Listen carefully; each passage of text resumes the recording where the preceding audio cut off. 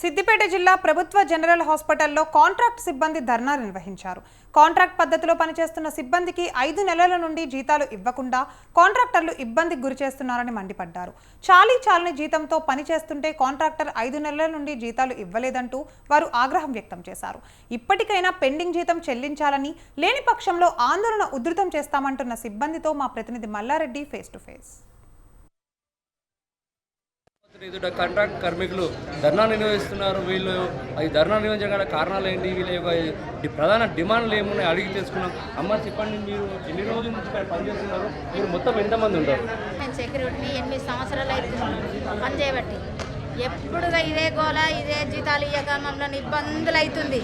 మాకు వచ్చేదే చిన్న జీతంలో మాకు నెలకి ఇస్తే ఏదో పూట కట్టుకుంటాం. బస్ కిరాయిలతోటి చాలా ఇబ్బంది అవుతుంది. పిల్లలను ఫీజులు కట్టాక బల్లలకే ఇంటికి తోలిస్తున్నారు. పరీక్ష రాయనిస్తలేరు.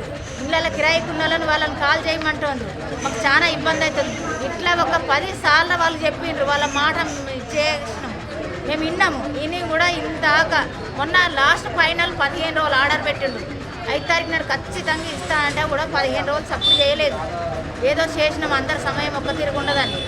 ఈ రోజు మాత్రం ఖచ్చితంగా మా పైసలు మాకు ఇచ్చేదాకా మాత్రం మేము పని చేయము. మీరు మొత్తం ఎంతమంది ఉన్నారు? మీకు ఎన్ని నెలల నుంచి జీతాలు రావాలి? 160 మంది నేను ఇలా పని చేయబట్టి. నేనైతే చాలా సీనియర్, 25 సంవత్సరాలు అయితే నేను చేయబట్టి. కానీ కాకపోతే మాకు ఇంత ఇబ్బంది మాత్రం ఎప్పుడు కలగలేదు. వీళ్ళ ఏజెంట్ వచ్చి నుంచి మాత్రం చాలా ఇబ్బంది. ఏమనము అంటే తీసేస్తా అంటారు. జర్ర వెనుక ముందు అయితే తీసేస్తా అంటారు.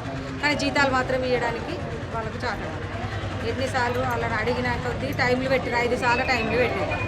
లాస్ట్ ఫైనల్ మొన్న 5 తారీఖు నాడు ఖచ్చితంగా మీకు 3 నెలల జీతం ఇస్తామమ్మా, దయచేసి మా ముఖం చూడండి, మమ్మల్ని చూడండి అని చెప్పి సరే అని కూడా ఊరుకుంది. కానీ జీతాలు నిన్నటి వరకు అందరికీ ఆశ ఉంది పడుతుందని. లేదు, ఇవాళ వస్తే ఏమన్నారు, సోమవారం పడతాయి అని చెప్తారు. సోమవారం తర్వాత ఏముంది, పండుగ ఉంది, ఉగాది తర్వాత రంజాన్ ఉంది. ఇక ఇట్లాంటి అన్ని సమస్యలు చెప్పుకుంటూ పోతారు అంతే. ఇక మాకు జీతాలు రావు. మా పిల్లలు ఇంటికాడ బాధలు ఎన్ని ఉన్నాయో దేవునికి తెలుసు. రోజు రావడానికి పోవడానికి 100 రూపాయలకి కిరాయి కావాలి.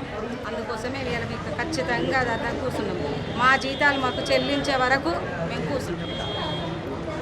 మొత్తం వాళ్ళకు దాదాపుగా 6 నెలల జీతాలు రావాలని, ఆ జీతాలు వచ్చే వరకు కూడా తమ డిమాండ్లను నెరవేర్చేదాకా కూడా తమ ధర్నాను విరమించమంటున్నారు. కాంట్రాక్టర్ పద్ధతిలో తీసుకున్న వీళ్ళ కాంట్రాక్టర్ తగిన సమయంలో జీతాలు చెల్లించడం లేదని, మేము మా యొక్క జీతాలు చెల్లించే వరకు మేము విధుల్లోకి వెళ్ళబోమని, మా వాళ్ళని కూడా బెదిరింపుల చర్యలు పాల్పడుతున్నారని చెప్పేసి కార్మికులు మనతో తెలుపుతున్నారు. కెమెరామెన్ దర్శన్తో మల్లారెడ్డి, స్వతంత్ర, సిద్దిపేట.